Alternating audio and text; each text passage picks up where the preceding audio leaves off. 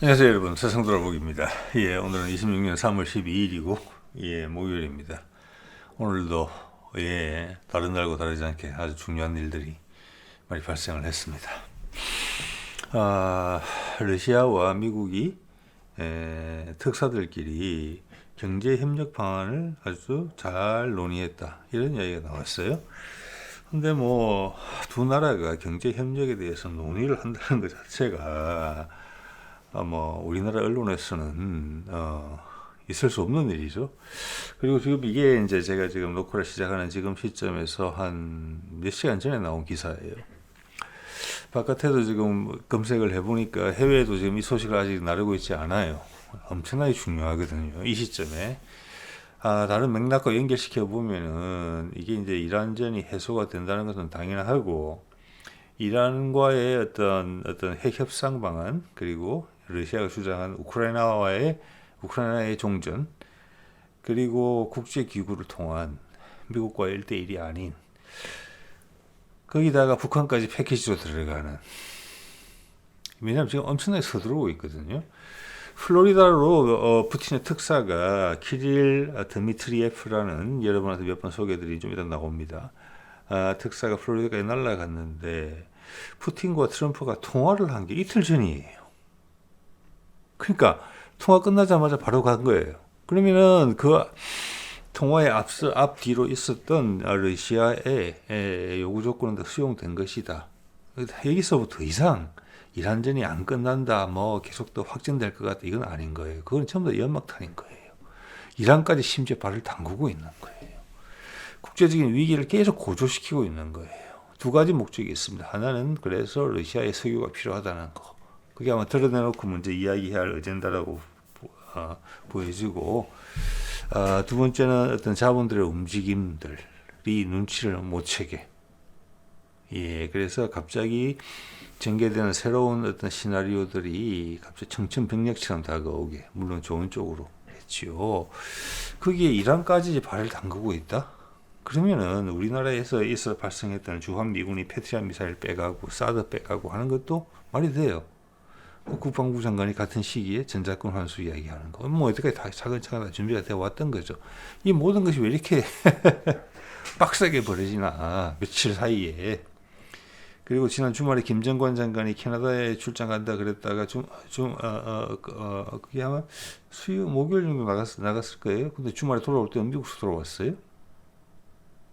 이것과 상관이 있다고 봅니다. 이런 거는 절대 나라 전체 시스템이 움직이는 거기 때문에 적극적으로 리더가 탁 이렇게 하자 그래서 전환통으로 해결되고 그런 문제의 성질의 문제는 아니에요. 판 전체가 바뀌는 거기 때문에. 자, 그런 거를 제가 말씀을 이제 드려보겠는데, 오늘 미국과 러시아의 협상 내용을 보면서 여기가 잃어버렸던 그 열쇠가 여기 있구나, 이 열쇠를 딱 채우니까 모든 게 체결이 된다, 이런 느낌을 받게 된다는 이야기입니다. 물론 제 생각입니다. 여러분 한번 참고하시기 바래요. 자, 이 기사입니다. 자, 3월 12일 우리 오늘 3월 12일이잖아요. 러시아 시간으로 오후 3시 48분이에요. 우리하고 러시아하고 몇 시 차이 안 날 거예요. 그러니까 이게 되게 따끈따끈한 뉴스예요. 자, 이 나오는 키릴 드미트리예프가 플로리다 날아갔다는 겁니다. 엊그제 이 사람이 무슨 얘기를 했느냐면은, 트럼프와 푸틴 간의 통화, 1시간의 통화, 이란에 관련된 통화가 상당히 생산적이었다고 이야기했던 사람이에요. 그런데 지금은 이틀 뒤에 플로리다 갔다 온 거예요. 간다는 이야기도 없었어요.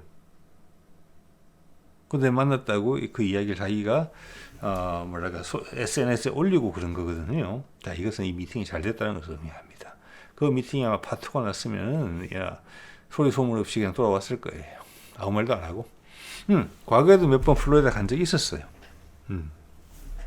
저쪽에 좀 중요한 파트너는 위트코프 특사도 있지만 트럼프의 사위인 제리드 쿠셔너가 상당히 중요합니다. 왜냐하면 이 키릴 드미트리예프도 뭐냐면은 푸틴의 특사인데, 어느 분야의 특사냐 하면은 해외 투자 경제 협력 특사이기도 하고, 러시아 내에 있는 뭐 국부 펀드나 어떤 큰 펀드의 매니저이기도 해요. 뭐 그 투자자예요.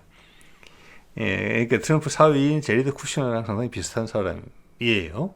그리고 이 사람이 어제도 말씀드렸습니다만은 한두 달 전인가 미국과의 어떤 관계 개선 방안의 방안 하나로서 예, 베링 해협 해저를 지나는 터널 뚫자. 약 8조 원에 10년이라는 기간만 있으면 된다. 그럼 하여튼 장분이기도 해요. 이번에 그런 이야기 했다는 거잖아요, 지금. 그런데 이게 세상에 설명을 해야 되잖아요. 설명을. 왜곡되어 있는 여론에. 그래서 전 세계 유가가 급등을 했기 때문에 우리도 지금 뭐 특단의 조치들이 나오고 있잖아요. 계속 막 전쟁이 끝난다고 해놓고도 계속 서로 치고받으면서 호르무즈 해협에서 뭐 유조선이 포탄을 맞았느니 뭐 어쩌고저쩌고 하면서 유가가 또 올라간단 말이에요. 그거는 다분히 의도적인 거다라는 것을 알 수 있어요. 이란까지 여기에 같이 목을 맸다. 이게 이란 문제 해결 방안의 한 방편이다. 그래야지만 러시아에 대한 국제적인 제재를 풀어주는 모양새가 나오는 거거든요.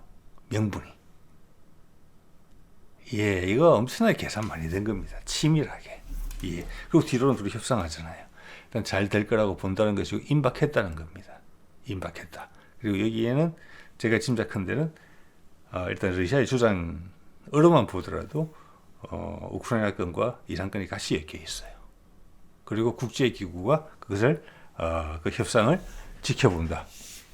러시아와 중국 포함해서 핵심이 그거죠. 지난 1차 협상 때도 유럽의 뭐 영국, 프랑스, 독일, 인도 지켜봤어요. 그렇지만 트럼프 깨버렸잖아요. 오바마랑 맺은 협정을. 이번에는 그거 갖고 안 된다. 더 필요하다.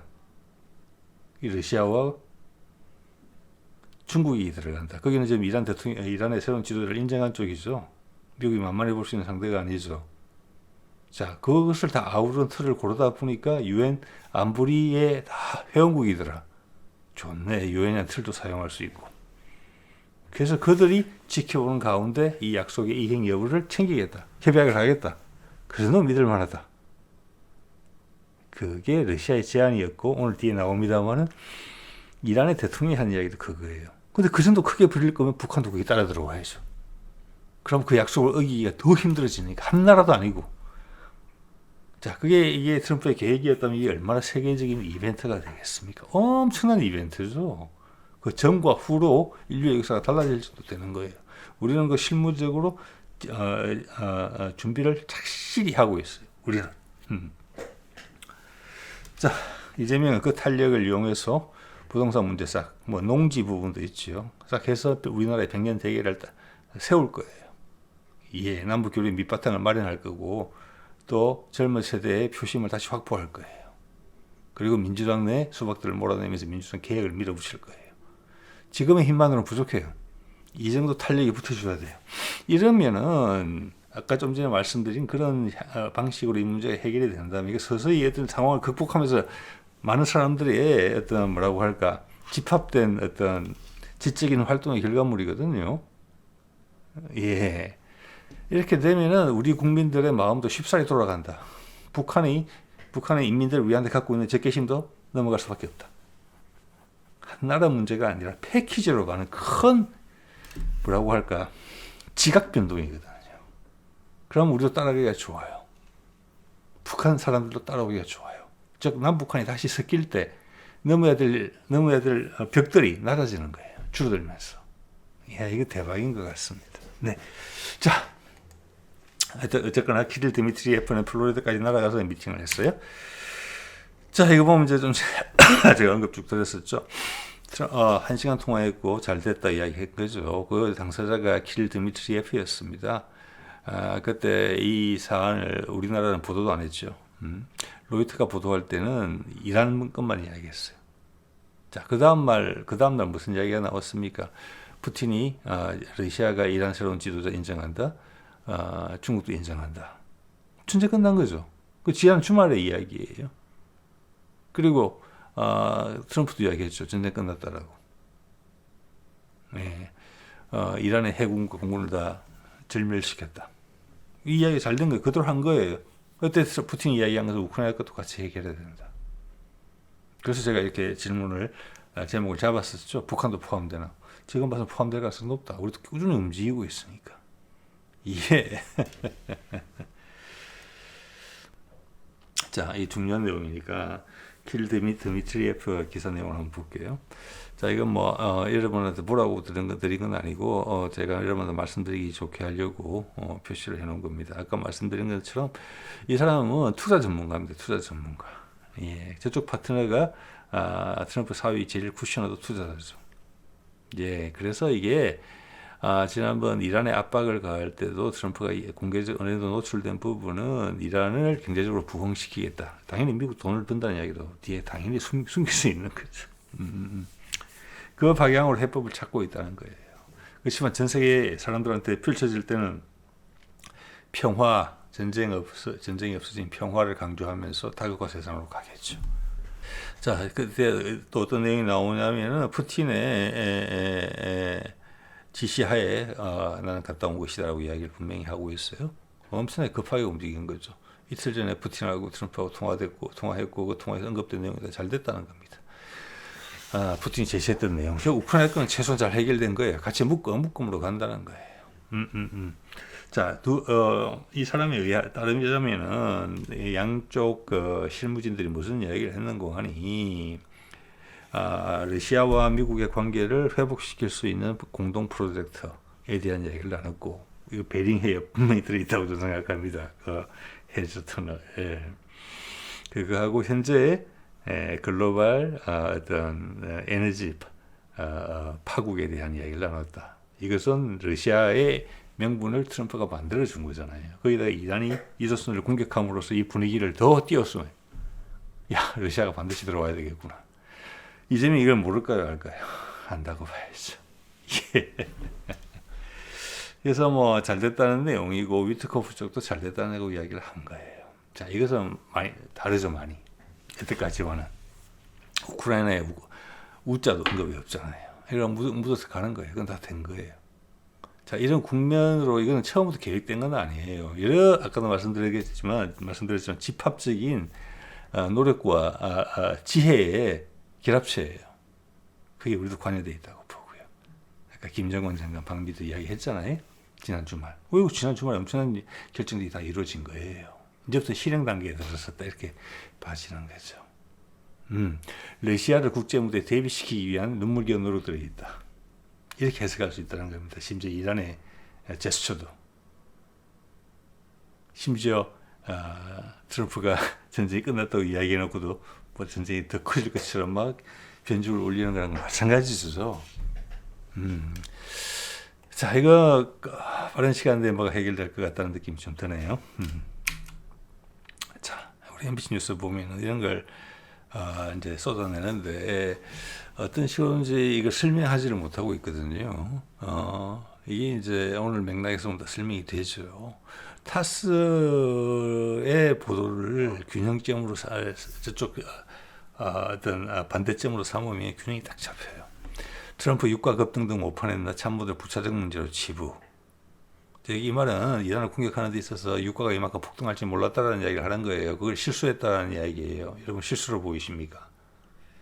아닙니다. 고도로 계산된 전략이에요. 심지어 이란의 대응조차 그런 것 같다고 제가 말씀을 드리고 있는 거죠. 이러면서 러시아가 멍해를 벗고 나오는 거예요. 예, 지난 80년간 썼던 멍해를 벗고 나오는 거예요.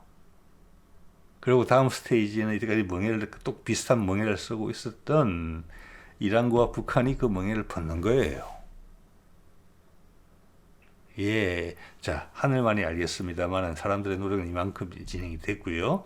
하늘이 도와준다면 트럼프는 아마 노벨상 한 개 갖고는 당연히 부족하다고 생각을 합니다.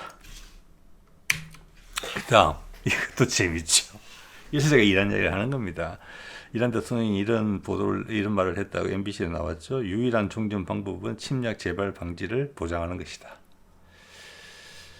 자, 이것은 그렇게 두드려 맞았는데 보복을 해볼래 맞는 거거든요. 보복을.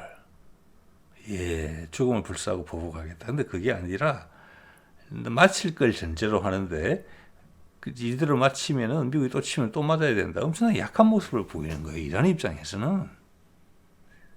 트럼프의 뜻과 다른 지도자를 옹립하면서 이런 저자세를 취한다? 이건 뒤에 우리한테 말하지 않는 부분이 있다는 것이죠. 분들도 반대급부를 많이 받는 게 있다는 겁니다. 트럼프가 얘기했죠. 전 세계 문화고 개방이 되고, 그리고 제재 조치는 다 사라지고, 그리고 사통팔달로 연결될 것이고, 미국하고 손을 잡아주면 러시아가 그 뒷배를 서주고 있고, 중국도 보장을 하겠다는 거잖아요. 다 해결된 거예요. 예. 그래서 이게 이제 의미하는 바가 크죠. 이 페데스키니아니가 이름이 어려워서 기억이 잘 안 나네요. 자, 요 내용을 한번 볼게요. 페제시키안이라고 우리나라에서는 부르네요. 대통령은 X에다가 올렸다는 거죠. 여기 보면 이런 말이 나와요. 위에 보면 러시아와 파키스탄 지도자들과의 회담을 통해 영내 평화에 대한 이란의 의지를 재확인했다. 이야기 나눴다는 겁니다. 러시아랑 이야기 나눴다는 거고 파키스탄과도 이야기 나눴다는 거잖아요. 이웃 국가니까. 그런데 우리나라 일부 보도에서 뭐라고 그랬습니까? 쿠르드족이 진군했다고 그러면서 파키스탄군도 진군하고 있다고 이야기한 적이 있었죠. 그런데 누구 고발 안 하는지 모르겠어요.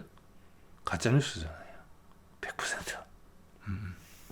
자신의 이익을 위해서 가짜뉴스를 남발한 거잖아요.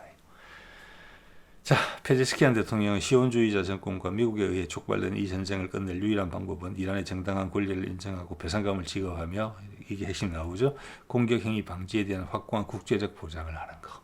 예, 이겁니다. 어떻게? 여기에 대해서 푸틴이 이야기를 했죠.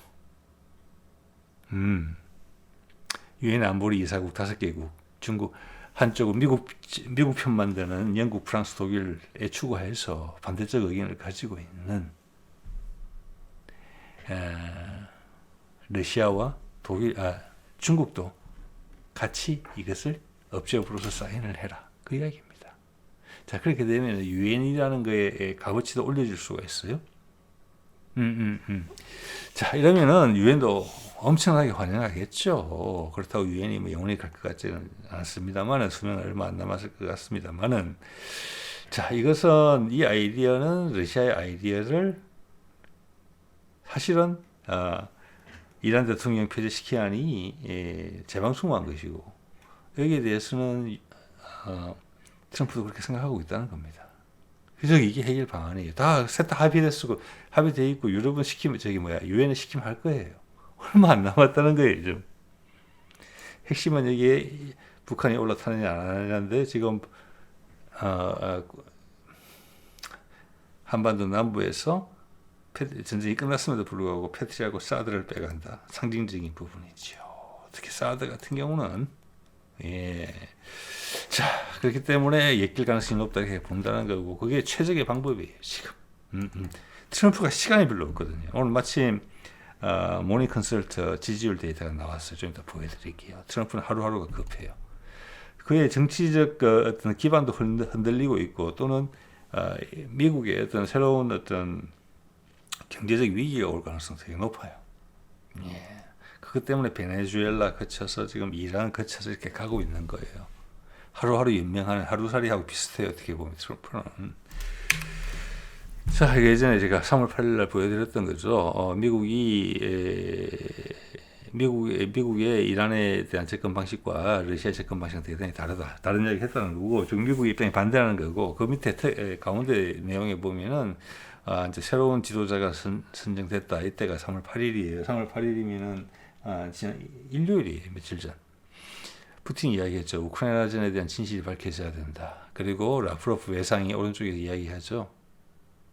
예, 유엔 안보리를 활용한 그런 정상회담을 통해서 새로운 국면으로 가야 된다. 이게 이란에 대한 이야기입니다. 이 이야기가 수용이 됐기 때문에 드미트리예프를 바로 플로리다로 보낸 겁니다. 급하게.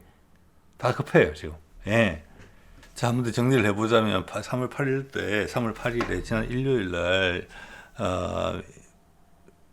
러시아 이런 입장 표명이 있었죠. 즉 이란의 새로운 지도자를 인정한다는 부분이고, 거기에 대한 해법에 대해서 푸틴이 제기를 했죠. 우크라이나랑 패키지로 간다는 부분. 그리고 유엔을 이용해서 그 이란과의 협상 또는 우크라이나와의 협상을 보장한다는 거. 우크라이나도 거기에 대해서 못 믿는다는 거지. 러시아에 대해서. 근데 그 중국까지 나서서 보장해 준다. 괜찮은 아이디어다. 자, 이 부분에 대해서 합의가 있었기 때문에 요 다음 날 바로 3월 9일인가에 푸틴하고 통화를 해요. 트럼프가. 즉 그것은 이것에 대한 오케이가 있었기 때문에 통화가 가능해진다는 거라고 보셔야 돼요. 1시간 통화했고 잘 됐다고 그랬잖아요. 그리고 그 다음 날 드미트리예프를 플로리다 보낸 거예요. 긴박하게 움직인다고 보시면 맞아요. 트럼프만 그런 게 아니에요. 거기에 따라서 푸틴도 엄청나게 빨리 움직이고 있어요. 우리도 그렇게 움직이고 있죠. 김정은이 갑자기 날아갔잖아요. 그렇죠. 자, 그 P5 정상회담이라고 일단 칭해지는 건데 지난번에 소개드린 겁니다만은 이게 이제 26년 3월부터 러시아가 제안했던 내용이다. 즉 이것은 지금 좀 전에 말씀드린 일련의 과정들을 봤을 때 트럼프도 이 안에 동의를 했다는 거예요. 이 안에. 예. 자, 러시아, 미국, 중국, 프랑스, 영국 이 나라들이 우크라이나, 이란 그리고 잠재적으로 북한 가능성이 높죠. 이 유사한 합의예요. 적대관계를 해소하고 경제개발로 전환되는 거거든요. 예, 그것을 이 다섯 나라들이 보장을 하자.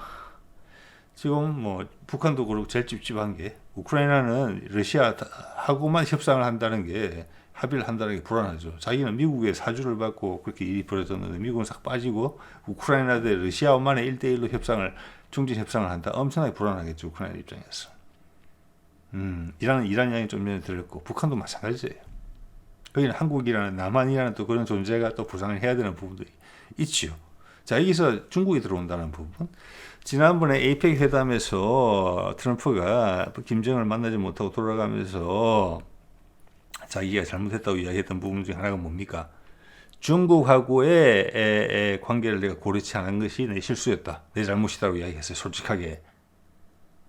미국이 급한 마음에 중국의 북한의 사이가 엄청나게 좋지는 않지만 중국의 뒤통수를 때리는 모습을 연출하는 것은 안 좋다. 그래서 안 만난다. 이랬다는 거잖아요. 이제 그래서 이 공간이 열리게 된 거예요. 김정은의 몸값은 지금 엄청나게 올라가 있어요. 그래서 이게 중국이 들어올 수 있는 거예요. 그때 트럼프가 원했던 대로 급한 마음에 김정은을 만나 짝짝쿵 그리고 중국을 구석으로 몰자. 거기는 그때부터 러시아도 거의 동의가 됐어요. 사실은. 급하니까. 자, 작년에 알래스카에서 푸틴하고 트럼프하고 만나서 푸틴이 제안했던 게 있었잖아요. 우크라이나 건이 해결이 안 되니까. 그러니까 푸틴도 엄청나게 초조하고 짜증난다는 거예요, 지금. 그러니까 북한하고 먼저 하자. 내가 북한하고 상호 방위 조약도 맺었으니까 북한을 먼저 하자. 이런 제안을 해서 트럼프가 막 확 동했던 거잖아요. 그래서 에이펙에 그런 여파로 온 거거든요. 그런데 김정은이 분명히 이야기했다는 거예요. 아니다. 중국을 그렇게 취급하면 안 된다. 거기에 트럼프도 오케이, 수용. 푸틴도 수용했다는 거예요. 이게 김정은의 현재 위상이에요. 네. 그래서 그거가 북한에 전혀 어디서도 언급 안 되고 있어요, 지금. 네. 그렇기 때문에 이런 안이 나올 수 있었던 거예요. 푸틴이 제안했다고 하지만 중국이 들어갈 수 있고 이게 다 해결해 주잖아요. 중국이 한 멤버로서 다국화 세상으로 가는 주요 멤버로서 지분을 가지면서 즉 정작 러시아와 미국이 원하는 일을 같이 해줄 수밖에 없는 입장이 되는 거예요. 그 다음부터 진짜 진실의 게임이 벌어지겠죠. 이제 진정한 게임이. 자, 그래서 이런 생각을 이제 감히 하게 돼요. 예, 그래서 북한이 언급이 안 된다. 이런 부분이 있고 그렇기 때문에 북한이 우리 반드시 올라탄다. 가장 드라마틱하게. 예, 결과적으로는 트럼프가 엄청나게 그때 내가 조급했구나. 그림이 훨씬 커지고 아름답게 됐구나. 푸틴도 정말 그렇네. 진짜 내가 마음이 급했었다. 시진핑도 북한 덕분에 제대로 된 전쟁 없이 패권 구도가 넘어가고 대만에 대해서 미국이 더 이상 찝쩍거리지 않게 됐구나. 이게 진정한 다국화구나. 미국이 뒷배를 봐주면서 무늬만 다국화 세상이 아니구나. 이게 김정은의 역할이에요. 거기에 대한 분명히 보상은 받아갈 겁니다. 우리가 이야기하는 분명한 부분이 있잖아요.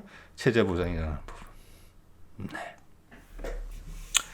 자, 오늘 그 조사가 나왔더라고요. 모닝 컨설트 3월에 조사한 겁니다. 이 부분 트럼프가 39%가 나왔어요. 지난번에 41, 42 요 정도였는데 제가 말씀드렸었습니다. 40% 이하로 떨어지면 엄청나게 위험한 거라고.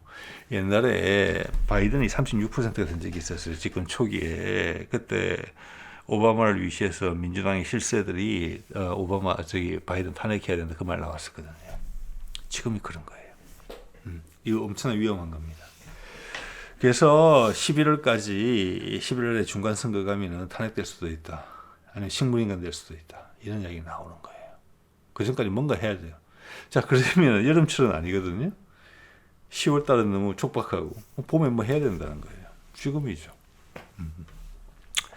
이재명 62% 나왔네요. 국내에서 나오는 거랑 비슷하기 때문에 국내 여론조사랑 일치한다고 봅니다. 그래서 이거는 국내 여론조사도 신뢰할 만하다는 이제 간접적인 표시가 되겠고요. 그 다음 제가 눈이 가는 게 다카이치 사나이가 65% 정도까지 봤던 것 같거든요. 취임 초기에 좀 빠른 속도로 내려오고 있는 것 같은데 56%예요.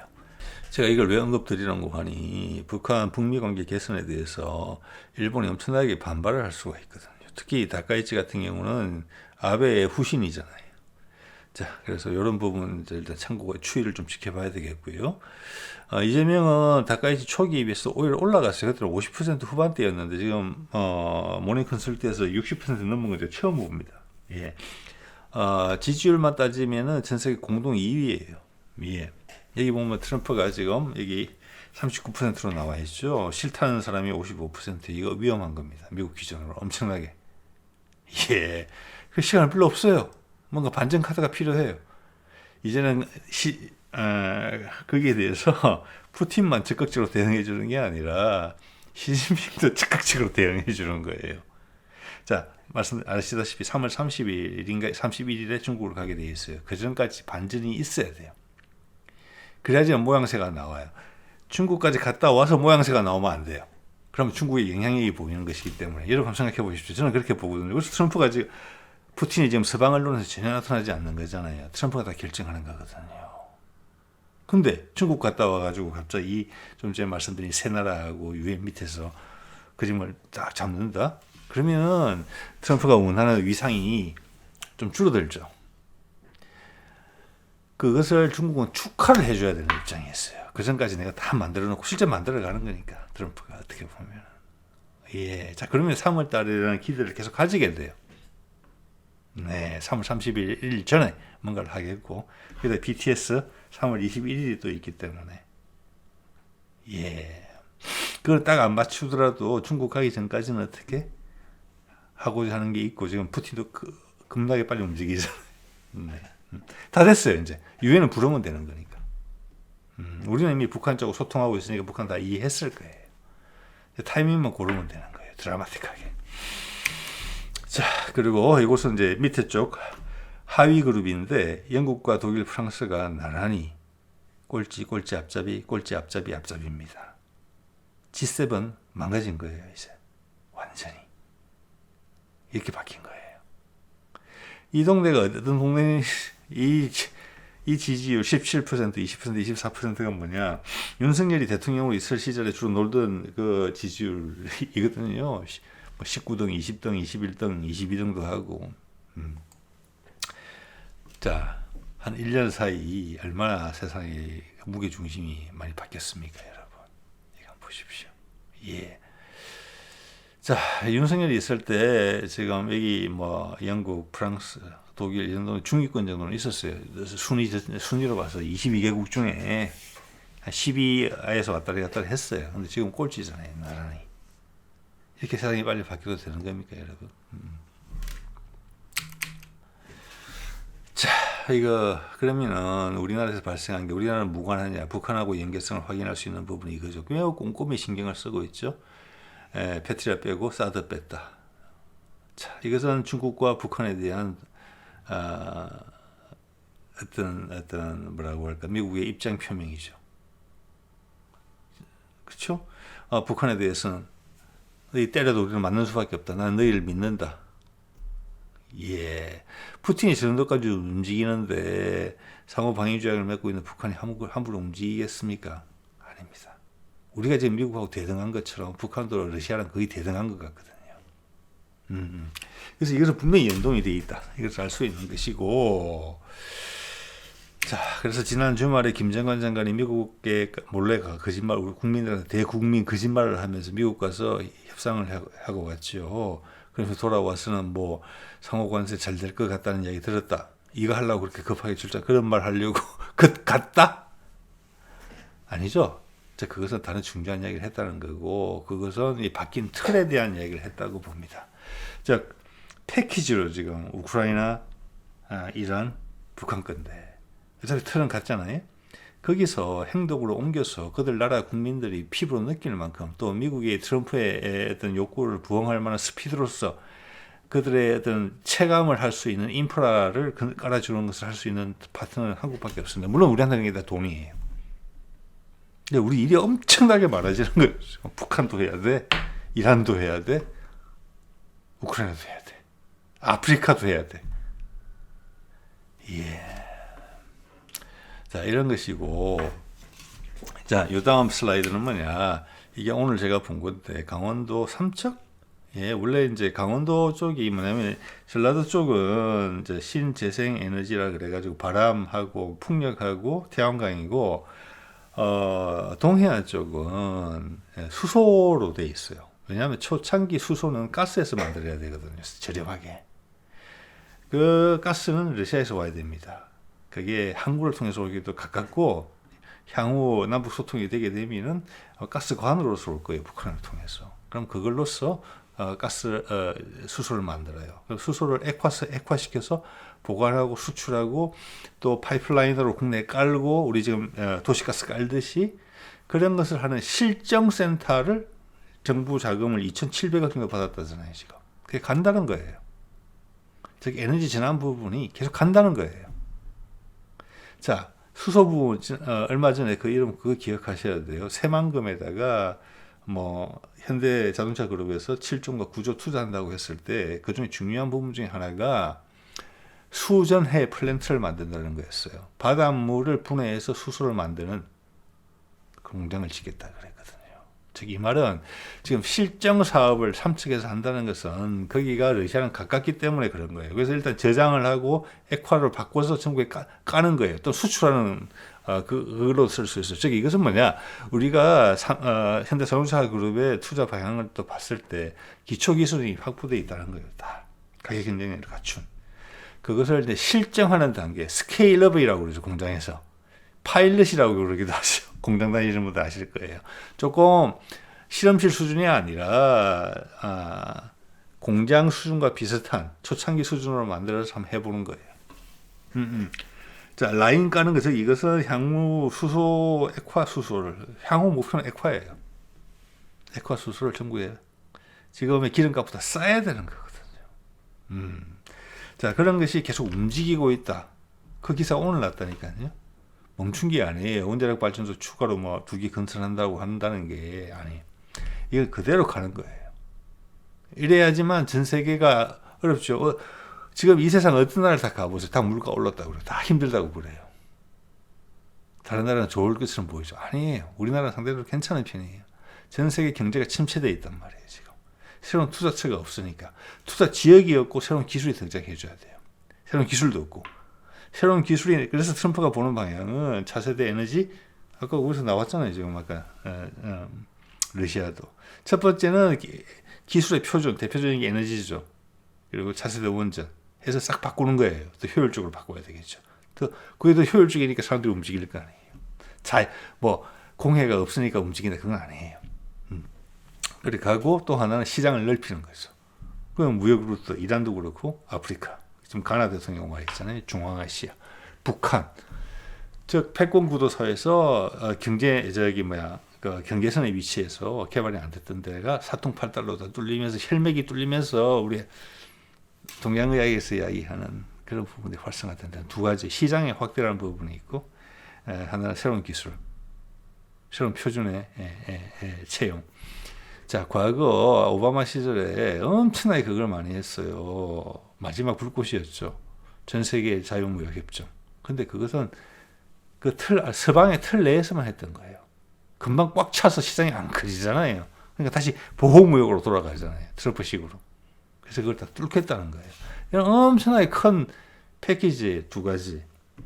새로운 기술의 표준, 새로운 무역로의 확보, 전 세계가 이제 진정한 글로벌이 되는 거예요. 패권이 없어지면서.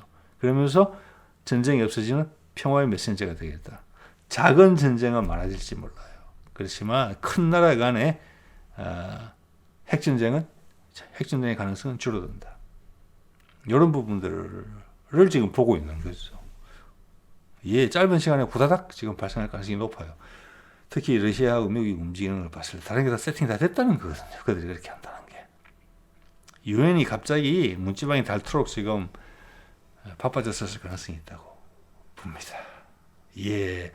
자, 이렇게 되면은 그 어떤 그 합의의 장소가 뭐 베트남이나 몽골이나 중국이 아니라 미국으로 갈 수도 있을 가능성이 있어 보여요. 유엔 이름으로 여러 세계 국가가 동시에 한다면. 자, 오늘 이 정도 말씀드리도록 하겠습니다. 네.